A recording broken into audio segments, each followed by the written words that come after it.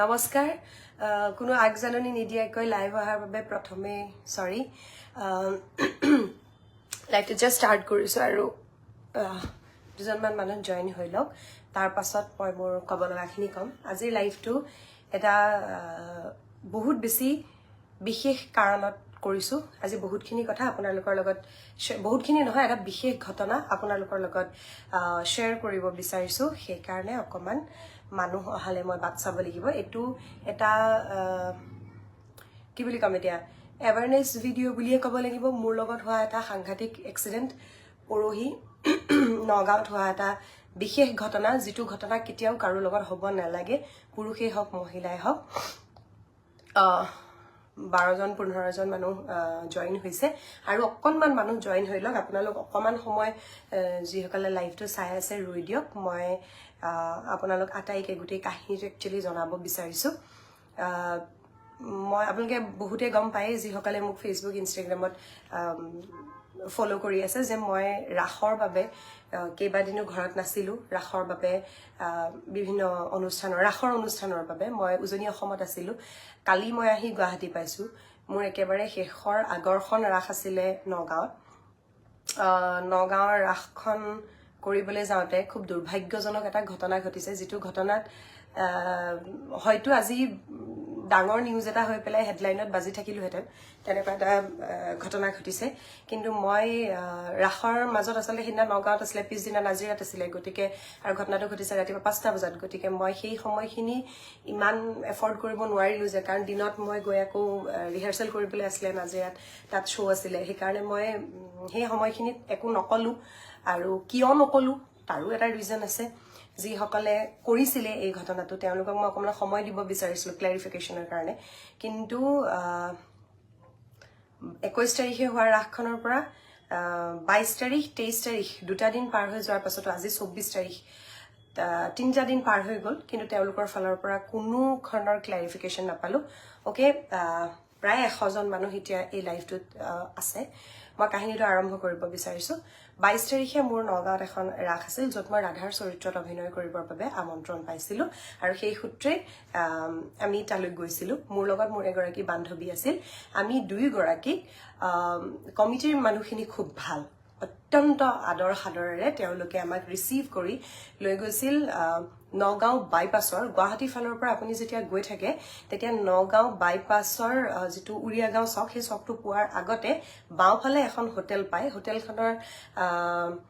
নাম আৰু সেয়া মই গোটেইখিনি বাৰু আপোনালোকক দি দিম কৈয়ে দিছোঁ মই হোটেলখনৰ নাম আছিল সানযুক্তি মনত ৰাখিব হোটেলখনৰ নাম আছিল সানযুক্তি আৰু এয়া নগাঁও গুৱাহাটী বাইপাছত পৰে এই হোটেলখনৰ ৰুম নম্বৰ 304ত আমাক এটা ৰুম দিয়া হ'ল আমি দুজনী ছোৱালী আছিলোঁ মাত্ৰ ৰুম দিয়া হ'ল আৰু বিশেষ কাৰণবশতঃ মোৰ ড্ৰাইভাৰজন আধাৰ পৰা গুৱাহাটী ঘূৰি আহিব লগা আছিলে সেইকাৰণে মই ভাবিলোঁ যে বাকীখিনি মই নিজেই চলাই ল'ম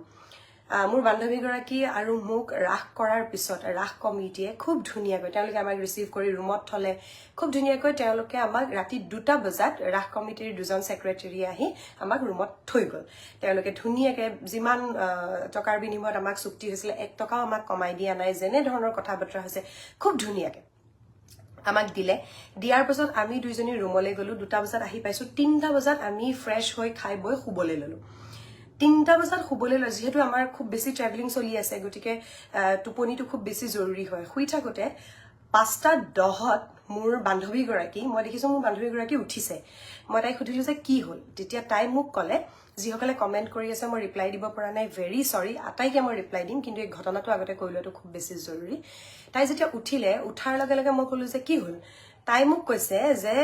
আমাৰ দুৱাৰখন কোনোবাই খুলিবলৈ চেষ্টা কৰিছে চোৱা লগে লগে উঠি মই যেতিয়া দুৱাৰখনলৈ চাইছোঁ দুৱাৰখনৰ যিটো লক থাকে সেই লকটো লাহে লাহে মানে ভিতৰ ফালে যিটো লক থাকে সেই লকটো লাহে লাহে ঘূৰিছে এবাৰ সোঁফালে ঘূৰিছে এবাৰ বাওঁফালে ঘূৰিছে লাহে লাহে ঘূৰিছে মই লগে লগে জঁপিয়াই দৰ্জাখনৰ ওচৰলৈ গ'লোঁ গাৰ হেঁচাৰে মই দৰ্জাখন হেঁচি ধৰি আছোঁ আৰু দৰ্জাখন গাৰ জোৰেৰে ধৰি থাকি যিটো আই হোল থাকে দৰ্জাৰ আই হোল থাকে আই হোলটোৰে যেতিয়া মই চালোঁ তেতিয়া মই দেখা পালোঁ যে মুখত কাপোৰ বন্ধা আছে এটা ল'ৰা মাত্ৰ মুখত কাপোৰ বন্ধা আছে আৰু তেনেকুৱা এটা ল'ৰাই আমাৰ ৰুমৰ দুৱাৰৰ লকটো লাহে লাহে মানে খুলিবলৈ ট্ৰাই কৰি আছে মই তাৰ হাতখন দেখা নাই কাৰণ আই হোলেৰে দেখিলে মই মাত্ৰ ওপৰৰ ইমানখিনিহে দেখা পাম সেইখিনিত দেখা পাইছো যে সি হেতু খুলিবলৈ ট্ৰাই কৰি আছে মই মোৰ লগৰ গৰাকীক লগে লগে কৈছো যে হোটেলৰ মালিকক ফোন কৰা কাৰণ আগদিনা হোটেলৰ মালিক আহিছিল আমাক লগ পাবলৈ তেতিয়া তেখেতে নিজৰ পাৰ্সোনেল নাম্বাৰটো আমাক দি গৈছিল কৈছিল কিবা অসুবিধা হলে আমাক জনাব তেখেতক মোৰ লগৰ গৰাকীয়ে 5:24 5:25 5:26ত তিনিবাৰ ফোন কৰিলে তেখেতে ফোন ৰিচিভ কৰা নাই হ'ব পাৰে তেখেত শুই থাকিব পাৰে যিটো সময় সেই সময়ত সাধাৰণতে টোপনি ভগাটো অকমান টান তেখেতে ৰিচিভ কৰা নাই তাৰপিছত আমি কমিটিৰ সেক্ৰেটাৰীক ফোন কৰিলো কমিটিৰ সেক্ৰেটাৰীয়ে ফোন ৰিচিভ প্ৰথমবাৰ নকৰিলে কিন্তু তেওঁ লগে লগে কল বেক কৰিলে আমাক সুধিলে বাইদেউ কিবা হৈছে তেতিয়া তাই ক'লে মই কৈছো একদম ফুসফুসাই কোৱা যাতে বাহিৰত থকাটোৱে গম নাপায় কাৰণ সি যদি গম পায় যে আমি একো নাজানো যে তাৰ হাতত কিবা ওয়েপন আছে নে কি আছে একো বুজি পোৱা নাই যে কিয় সি আমাৰ দুৱাৰ ভাঙিবলৈ চেষ্টা কৰিছে লকটো ভাঙিবলৈ চেষ্টা কৰিছে তেতিয়া তাই মানুহজনক ক'লে যে দাদা কোনোবাই আমাৰ দুৱাৰ ভাঙিবলৈ চেষ্টা কৰিছে আপোনালোক সোনকালে আহক তেওঁ ক'লে মই ইমিডিয়েট গৈ আছো এতিয়া মই ভাবি আছো যে আৰু লাহে লাহে চাইছো ওপৰৰ যিটো সিটকানি আৰু তলৰ যিটো সিটকানি সেই দুটাৰ ঠাইত লাহে লাহে জোৰ দিছে এতিয়া মোৰ চিন্তাটো হ'ল যে এজন ল'ৰা যদি বেলেগ কথা কিন্তু যদি সাইডত আৰু কোনোবা আছে মইতো আই হোলেৰে হেয়া দেখা নাই লগে লগে আমি দুজনে চিঞৰিবলৈ আৰম্ভ কৰিলো হোটেল সানযুক্তিৰ ৰুম নম্বৰ 304ত আমি চিঞৰিছো ৰাতিপুৱা 5:25-26 মানত আমি দুজনীয়ে খুব জোৰেৰে চিঞৰিছো চিঞৰাৰ লগে লগে ল'ৰাজন আঁতৰি গুচি গ'ল মই কিন্তু আই হোলটোৰ পৰা চকু আঁতৰাই আনা নাই অকমান সময় পাছত দেখিছো সেই একেজনে ল'ৰা কিন্তু মুখৰ পৰা কাপোৰখন আঁতৰাই পেলাই সি অহা যোৱা কৰি আছে দুফালে অহা যোৱা কৰিছে দুবাৰ সি যেতিয়া অহা যোৱা কৰা দেখিলো তেতিয়া আমাৰ চিন্তা হ'ল যে ৰুমৰ পৰা আমি ওলাম কেনেকে কাৰণ ৰুমৰ পৰা যদি ওলাও আৰু যদি দুটা ল'ৰা তাৰ লগত আশে-পাশে ৰৈ আছে সেইটোতো নাজানো গতিকে আমি ৰুমতে সোমালো মানে আমি 3টা বজাত শুইছিলো প্ৰায় 2.5 ঘণ্টা সৰি 2 ঘণ্টা 10 মিনিট মান আমি শুইছিলো তাৰ পাছতে হাৰ পাই পেলাই এই কাণ্ড আৰু তেতিয়া প্ৰথম মনলৈ কথাটো আহিছে যে ইয়াত থাকিব নোৱাৰি বেগ চেক পেক কৰিছো বেগ চেক পেক কৰি যেতিয়া সেক্ৰেটাৰী আহিলে তেতিয়া আমি ৰাখ কমিটিৰ সেক্ৰেটাৰী তেখেত যেতিয়া আহিলে তেখেতক তেতিয়া আমি দৰজাখন খুলি দিলো তেখেতে সুধিলে মই গোটেই কাহিনীটো তেখেতক ক'লো কোৱাৰ পিছত মই ক'লো দাদা আমি ইয়াতে থাকিব নোৱাৰো আমি গুচি যাওঁ আগদিনা আহিছো নাৰায়ণপুৰৰ পৰা আমি যেতিয়া কাম কৰো আমাৰো কষ্ট হয় আমিও বহুতে হয়তো ওপৰতে কৈ দিয়ে যে পইচা ঘটিবলৈ গৈছিলি অমুক কৰিবলৈ গৈছিলি তমুক কৰিবলৈ এইটো মোৰ কাম এইটো মোৰ প্ৰফেশন মোৰ কাৰণেও সহজ নহয় মোৰ অকমানি ছোৱালীজনী ঘৰত থৈ বহুত মিলাব লগা হয় জুৰহাটৰ মা দেউতাহঁত আছিল হি ৰিধিৰ লগত থাকিবৰ কাৰণে দেউতাক ডিউটিত আছিল আমি কেনেকে মিলাই প্ৰত্যেকই গোটেই পৰিয়ালটোৱে মিলাই কৰি থাকো সেইটো অকল আমি জানো আমাক দূৰৰ পৰা দেখাখিনিয়ে নাজানে মাক এগৰাকী যেনেকে চাকৰিলৈ যায় তেনেকে মই কাম কৰিবলৈ যাওঁ মই ক'লো যে দাদা ইয়াত থাকিব নোৱাৰি আমি গুচি যাম আমি তললে বেগ চেগ লৈ যেতিয়া নামি আহি পেলাই হোটেলৰ ৰিসেপশনত এজন ল'ৰা আছে আৰু গাড়ী ধুই আছে এজন সিকিউৰিটিয়ে যেতিয়া আমি ঘটনাত মই ল'ৰাজনক ক'লো যে ভাইটি তোমালোকৰ ইয়াত কিয় এনেকুৱা কোনো সেফটি নাই কিবা নাই আমি দুজনী ছোৱালী শুই আছো কোনোবাই আমাৰ দুৱাৰ ভাঙিবলৈ চেষ্টা কৰিছে ল'ৰাজনৰ উত্তৰটো বিৰাট ক্যাজুৱেল আছিল যে মানে নাই নেপালী পাৰ্টিটোৱে খুলিবলৈ চেষ্টা কৰিছিলে চাগে মই ক'লো যে কোন নেপালী পাৰ্টি আগদিনা ৰাতি মই দেখিছিলো প্ৰায় যথেষ্ট সংখ্যক মানুহ এখন বাছত আহিছিল তেওঁলোকো সেই হোটেলখনতে আছিল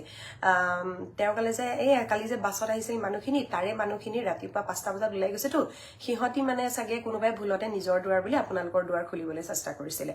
মোৰ তেতিয়া প্ৰশ্নটো হ'ল যে যদি নিজৰ দুৱাৰ বুলি আমাৰ দুৱাৰখন খুলিবলৈ চেষ্টা কৰিছে লাহে লাহে লকটো ভাঙিবলৈ কিয় চেষ্টা কৰিব আৰু মুখত কিয় কাপোৰ বান্ধি আহিব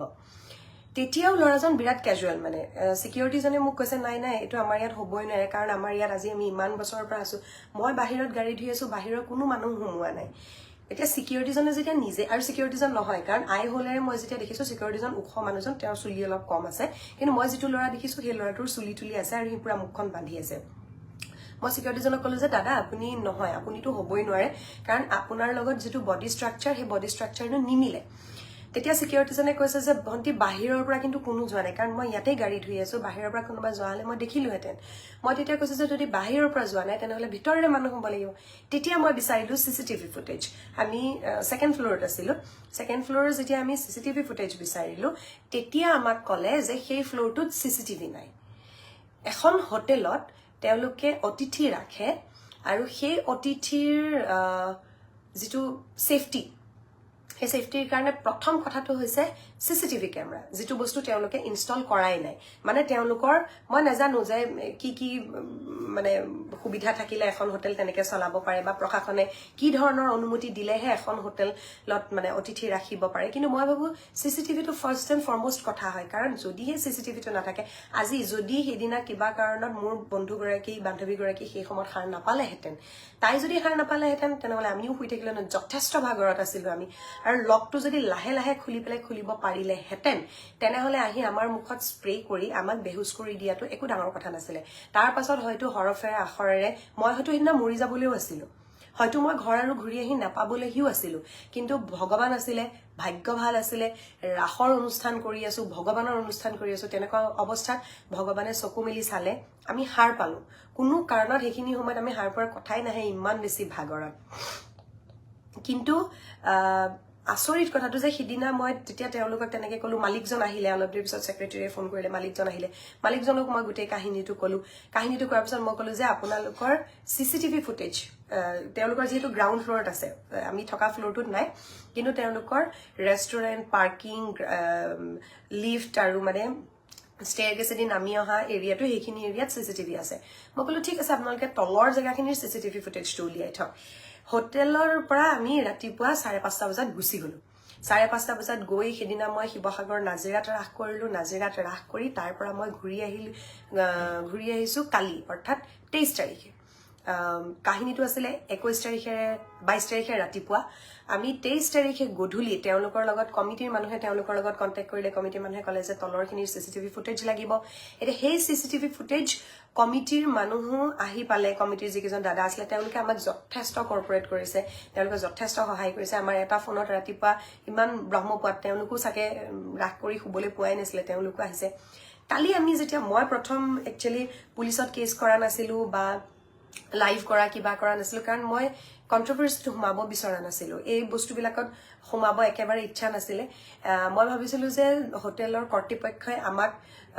সহায় কৰিব, হোটেলৰ কৰ্তৃপক্ষই আমাক CCTV ফুটেজ প্ৰভাইড কৰিব।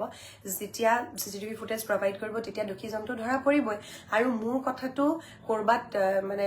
পুলিচ কেছ দি বা মিডিয়া মাতি হুলস্থুল কৰাটো নহয়। মোৰ কথাটো আছিলে যে দোষীজন ধৰা পৰিব লাগে, যিয়ে এইটো কৰিবলৈ চেষ্টা কৰিছে সি ধৰা পৰিব লাগে। কাৰণ সেই ৰুমটোত যে আমি দুজনী ছোৱালী আছো, সেই কথাটোতো হোটেলৰ মানুহেহে জানিব। বাহিৰৰ মানুহে কেনেকে জানিব যে আমি সেইখন হোটেলত আছো বুলি? বহুত মানুহে জানিব, কিন্তু সেইটো ৰুমত আছো বুলি কেনেকে জানিব? স্পেচিফিকেলি এটা ৰুমত আছো বুলি কেনেকে জানিব? আৰু 2 নম্বৰ কথাটো যে তেওঁলোকে যে কৈছে এই নেপালী মানুহখিনিয়ে কোনোবাই চেষ্টা কৰিছিলে, সেই নেপালী মানুহখিনিয়ে অচিনাকি ঠাইত তেওঁলোক আহিছে পৰশুৰাম কুণ্ডলৈ যাবলৈ। ৰাতিপুৱা সময়ত তেওঁলোকৰ গোটেই টিমটো ওলাই গৈছে। গোটেই টিমটো ওলাই যোৱাৰ মাজত কোনোবা এজন ল'ৰাই অকলে গৈ এটা ৰুমত তলা ভাঙিবলৈ চেষ্টা কৰিব। তাৰ ভিতৰততো আমি ছোৱালী দুজনীয়ে আছো নে মস্ত দুটা হিউজ লৰাই আছে নে কাৰোবাৰ হাতত মানে কোনোবা গুণ্ডা এটাই আছে নে? বাহিৰৰ ল'ৰা এজনেতো কেতিয়াও নাজানে, জানে মাত্ৰ হোটেলৰ মানুহখিনিয়ে। কিন্তু তথাপিতো মই ভাবিছিলো যে অসমীয়া মানুহ তেওঁলোক, যিসকলে ব্যৱসায় কৰি আছে, অসমীয়া মানুহ তেওঁলোকে, আমাৰ নিজৰে মানুহ, তেওঁলোকে ব্যৱসায় কৰিছে, কিবা এটা ভুল হৈছে কাৰোবাৰ, তেওঁলোকৰ চিকিউৰিটিত কিবা এটা গ্যাপ ৰৈ গৈছে। গতিকে মই যদি এটা ভিডিঅ' কৰো বা মই যদি এষাৰ কথা কওঁ, হয়তো তেওঁলোকৰ প্ৰফেশ্যনটোত বা তেওঁলোকৰ হোটেলখনৰ বিজনেছত আঘাত পৰিব পাৰে। গতিকে মই বিচাৰিছিলো দোষীক মোক বিচাৰি উলিয়াই দিয়ক। কিন্তু দোষীক উলিয়াই দিয়াৰ পৰিৱৰ্তে তেওঁলোকক আমি 48 আৱাৰ্ছ সময় দিয়াৰ পাছতো কালি যেতিয়া মই শিৱসাগৰৰ নাজিৰাৰ পৰা গুৱাহাটী আহি আছো, মই নগাঁৱত তেওঁলোকৰ হোটেলখনত সোমাইছো। হোটেলখনত তেওঁলোকৰ লগতে কমিটিৰ দাদাকেইজনো আছিলে। কমিটিৰ দাদাকেইজনে তেওঁলোকক অলৰেডি বোলে ৰাতিপুৱাৰ পৰা কৈ থৈছিলে যে CCTV ফুটেজখিনি ৰেডি কৰি থব। কিন্তু CCTV ফুটেজৰ ঠাইত আমি যেতিয়া সোমালো, হোটেলৰ মালিকজনে মোক কৈছে যে এনেকুৱা, তেওঁ কিন্তু যথেষ্ট মানে নম্ৰভাৱেই কথাখিনি কৈছে। কিন্তু তেখেতৰ লগত আৰু এজন ব্যক্তি আছিল, যিজন ব্যক্তি তেখেততকে বয়সত অলপ ডাঙৰ হ'ব। সেই ব্যক্তিজনে খুব কেজুৱেলি, খুব হাঁহি হাঁহি কথাখিনি কৈ আছে। মই তেতিয়া ক'লো যে ঠিক আছে, আমি কথা পাতি থাকিতো লাভ নাই, আমি কথা পাতি থাকি কি হ'ব, আমাকতো দোষীজন লাগে। কাৰণ সিদিনা যদি কিবা এটা কাণ্ড তাত ঘটিলেহেঁতেন, যদি সেই ল'ৰাজন সোমালেহেঁতেন, বা চোৰেই হওক, ডকাইতেই হওক, বেয়া ইণ্টেনশ্যনেই হওক, কোনোবাই মোক মাৰিবলৈকে পঠাইছে, মোক বেয়া পায়, সেয়াই হওক, যিয়েই হওক, কিবা এটা কাণ্ড যদি সেইদিনা হোটেলখনত ঘটিলেহেঁতেন মোৰ যিমান লছ হ'লহেঁতেন সেই মানুহজনৰ ব্যৱসায়ীজনৰো সিমানেই লছ হ'লহেঁতেন তাতে তেওঁ এজন অসমীয়া মানুহ গতিকে মই তেখেতক ক'লো যে দাদা চাওক আচলতে আমাক দোষীজনক লাগে কোন আহিছিলে সেই বস্তুটো লাগে আৰু সেই বস্তুটোৰ কাৰণে আমাৰ হাতত অকল এটাই অপশ্যন আছে আমি চিচিটিভি ফুটেজ চাব লাগিব তেওঁ তেতিয়া মোক ক'লে যে নেপালী মানুহখিনি যিখিনি আছিলে সেই মানুহখিনিৰ গাড়ীখন 17টা ৰুমত তেওঁলোক টোটেল আছিলে সেই মানুহখিনি ৰাতিপুৱা 5:35 ওলাই গৈছে তেওঁৰ মতে 5:35 তেওঁলোক ওলাই গৈছে আৰু আমাৰ ৰুমত কাণ্ডটো ঘটিছে 5:20 পৰা 5:23 ভিতৰত আমি সাৰ পাইছো গতিকে সেই সময়খিনিত তেওঁৰ মতে তাৰমানে সিহঁতৰ কোনোবা এটা লৰালৰিকে আহি হয়তো নিজৰ ৰুম বুলি কোনোবা থাকি গৈছে নেকি বুলি ক'ব কিন্তু মই যেতিয়া ভিতৰৰ পৰা চিঞৰিলো তেতিয়াতো বাহিৰৰ পৰা মানুহজনে ক'লেহেঁতেন যদি ভুলতে খুলিছে এইটো আমাৰ ৰুম বুলি ভাবিছিলো ৰুম নহয় বেয়া নাপাব দেই চৰি সেইটো নকৈ পলাল আৰু পলোৱাৰ পাছত দুবাৰ পাইচাৰি কৰিছে কৰিডৰটোত গতিকে এই কথাটো সম্পূৰ্ণ ইণ্টেনশ্যনেল হয় যিয়ে আহিছিলে মই ক'লো যে ঠিক আছে আপোনালোকে কোৱা কথাটো মই মানি লৈছো এবাৰ চিচিটিভিত মোক দেখাওক যে সেই পাৰ্টিটো গুচি গ'ল 5:35 আমি নামি আহিছো প্ৰায় 5:45 মানত 5:45 5:50 মানত মোক দেখাওক যে ওপৰৰ পৰা একেবাৰে শেষত লিফটৰ পৰা কোন ওলাইছিলে কাৰণ আপোনালোকৰটো লিফটৰ সন্মুখত আছে বা চিৰিৰ ওচৰত আপোনালোকে চিচিটিভি আছে বুলি কৈছে গতিকে চিৰিৰে ওপৰৰ পৰাটো আহিব লাগিব মানুহটোতো তললে নামি আহিব গ্ৰাউণ্ড ফ্ল'ৰত যিহেতু ফুটেজ আছে গতিকে মোক দেখাওক চিৰিৰে বা লিফটেৰে আটাইতকৈ লাষ্টত ওপৰৰ পৰা কোন ওলাইছে আপোনালোকৰ হোটেলৰ এমপ্লয়ী ওলাইছে নে সেই যিটো যাত্ৰীৰ দল আছিলে সেই যাত্ৰীৰ দলৰ কোনোবা ওলাইছে তেতিয়া তেওঁলোকে ক'লে ঠিক আছে আহক চাব আমি চাবলৈ গ'লো তেওঁলোকে আমাক দেখুৱাবলৈ লওঁতে তেওঁলোকৰ হেনো কম্পিউটাৰৰ মানে চিচিটিভি ফুটেজটো যিখন হেৰিত লাগি যিটো টিভিত লাগি আছে তাৰে মাউচটো বেয়া হ'ল এইবাৰ তেওঁ পেটাৰ্ণটো মানে যিটো লক পেটাৰ্ণ থাকে তেওঁ পেটাৰ্ণটো খুলিব নোৱাৰা হ'ল মই কৈছো যে আৰে আপোনালোকক গোটেই দিনটো কোৱা হৈছে যে আপোনালোকে ফুটেজখিনি উলিয়াই থব একটো আপোনালোকে ফুটেজটোতো উলিয়াই থোৱা নাই যে ইমান ডাঙৰ এটা ঘটনা হৈ গৈছে আমি মৰিব পাৰিলোহেঁতেন তথাপিতো তেওঁলোকে ফুটেজটোতো উলিয়াই থোৱা নাই তেওঁলোকে মোক ফুটেজ দেখুৱাবলৈ চেষ্টা কৰিছে ৰাস্তাৰ পাৰ্কিং লটৰ মানে পাৰ্কিঙৰ পৰা গোটেই হাইৱেটোৰ সেইখিনি ফুটেজ চাই মই কি কৰিম মোক লাগে লিফটেৰে কোন ওলাইছিলে আৰু মোক লাগে চিৰিৰে আটাইতকৈ শেষত কোন নামি আহিছিলে কিন্তু সেই বস্তুটো তেওঁলোকে আমাক দেখুওৱাৰ সময়ত তেওঁলোকৰ মাউচটো বেয়া হৈ থাকিলে এইটো কেনেকুৱা ধৰণৰ এটা এক্সকিউজ মই বুজি নাপালো তেওঁ মাউচটো 2-3 বাৰ জোকাৰিছে আৰু তেতিয়া তেওঁৰ লগত যিজন মেনেজাৰ ধৰণৰ মানুহ আছে তেওঁ কৈছে আমি এতিয়াই চাই আছিলো এতিয়াই বেয়া হৈ থাকিলে মই কৈছো দাদা আপোনালোকে বৰ চিৰিয়াছলি কথাটো লোৱা নাই নেকি বাৰু কাৰণ মোৰো খং উঠিছে মোৰো ভাগৰ লাগিছে আগদিনা শুবলৈ পোৱা নাই পিছদিনা ৰাস কৰিছো আহি আছো ইমান দূৰ জাৰ্ণি কৰি বোলে আপোনালোকে বহুত বেছি চিৰিয়াছলি কথাটো লোৱা নাই যেন মোৰ ফিল হৈছে তেতিয়া মেনেজাৰজনে হাঁহি মোক কৈছে আপোনাক আৰু এতিয়া বুকু ফালি দেখুৱালেহে হ'ব আমি কিমান চিৰিয়াছলি লৈছো মই তেতিয়া তেওঁক ক'লো যে দাদা সিদিনা মই মৰিব পাৰিলোহেঁতেন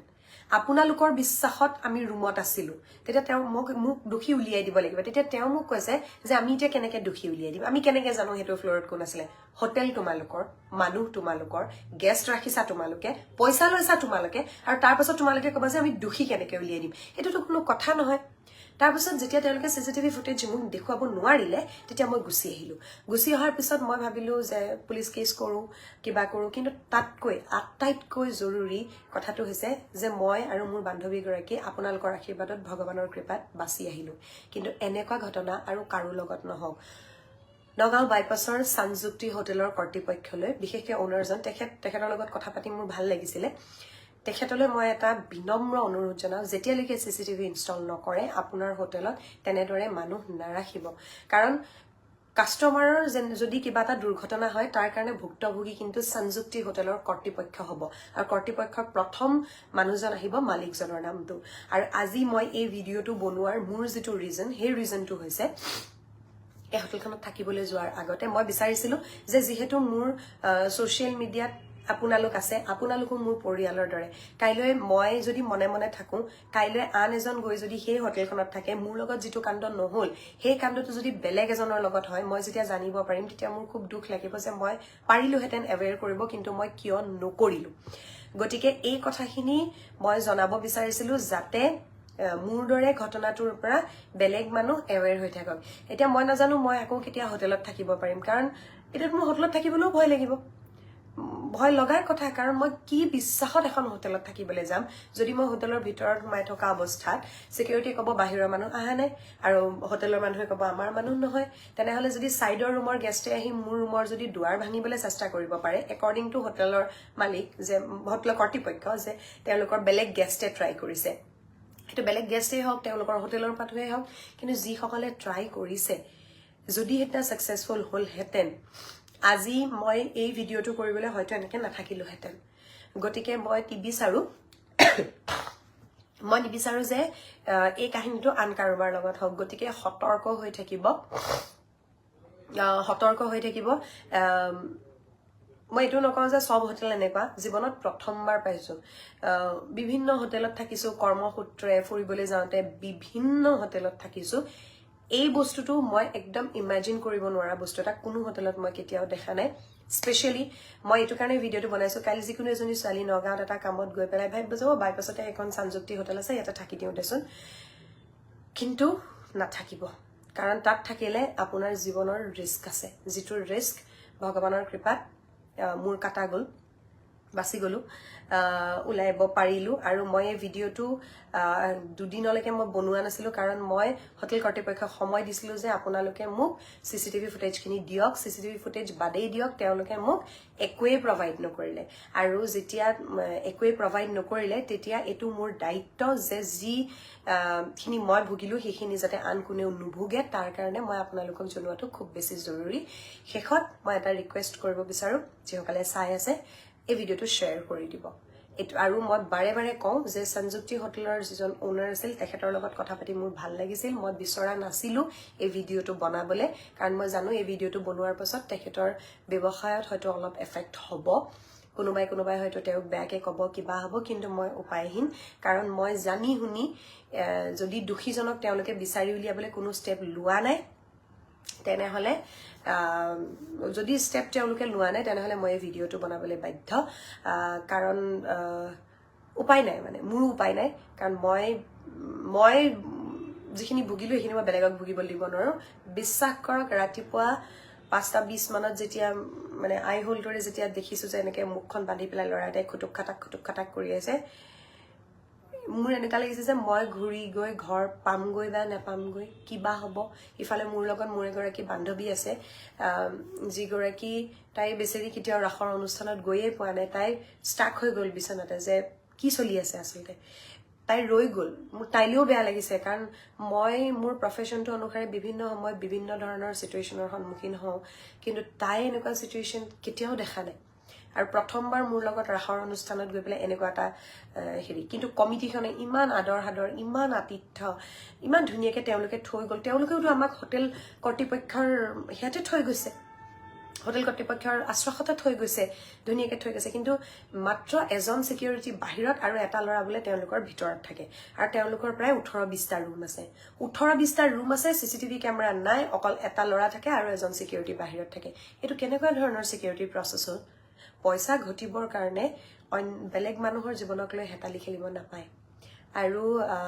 মালিকতকেও বেয়া ব্যৱহাৰ পালো মই তেওঁৰ লগত থকা আনজন ব্যক্তিৰ তেখেত মুটকে বয়সত যথেষ্ট ডাঙৰ কিন্তু তেখেতে কালি মোক তেখেতক টানকৈ কবৰ কাৰণে বাধ্য কৰিছে মই যেতিয়া বাৰে বিচাৰি আছো যে সিসিটিভি ফুটেজ তেখেতে খুব ক্যাজুয়ালি কৈছে এতিয়া আৰু এই বেটাৰীটো বেয়া থাকিলে অমুক থাকিলে তমুক থাকিলে হাৰে এটো কথাটো তেনেকুৱা নহয় আৰু এতিয়া বিভিন্নজনে মোক ইয়াত কমেন্ট কৰি আছে অসমৰ বিভিন্ন ঠাইৰ পৰা আপোনালোকে চাই আছে কোনোবা এজনে অলপ আগত কমেন্ট কৰিছে যে মই হেয়া দিব লাগে কেছ দিব লাগে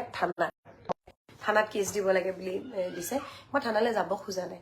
মই বিচৰা নাই যে তাত পুলিচ কেছ এটা হওক সিন এটা ক্ৰিয়েট হওক আৰু আচলতে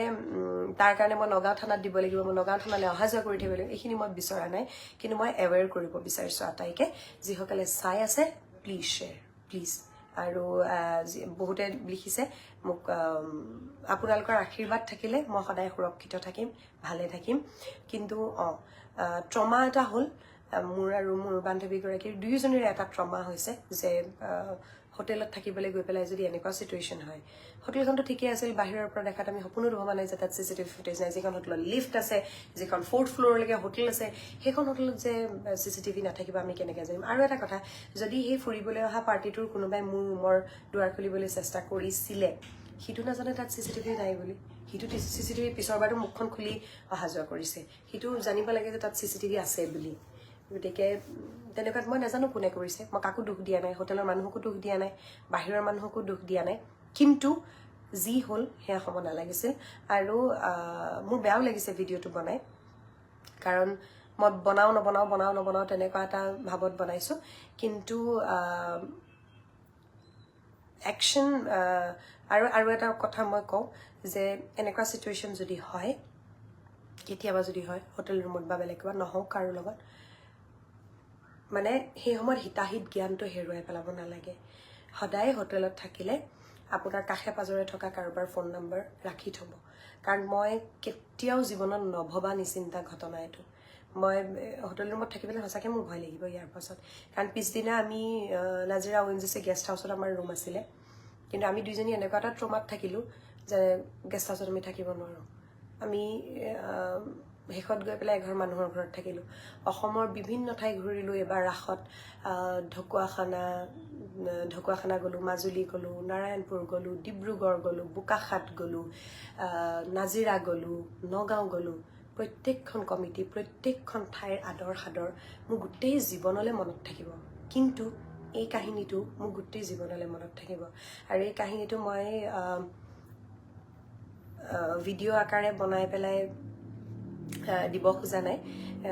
আৰু এইখিনিতে মই এটা অনুৰোধ জনাওঁ মোৰ লাইভটোৰ জৰিয়তে মই অনুৰোধ জনাইছোঁ মই কোনো কণ্ট্ৰভাৰ্চি ক্ৰিয়েট কৰিব বিচৰা নাই আৰু সেইকাৰণে মই নিজেই ট্ৰমাত আছোঁ সেইকাৰণে মই অকণমান আঁতৰিয়ে আছোঁ বাকী ভালে থাকিব আৰু আপোনালোকৰ আশীৰ্বাদ থাকিলে মই নিশ্চয় ভালে থাকিম আপোনালোকে ভিডিঅ'টো চোৱাৰ কাৰণে বহুত বহুত ধন্যবাদ ভিডিঅ'টো শ্বেয়াৰ কৰি দিব আৰু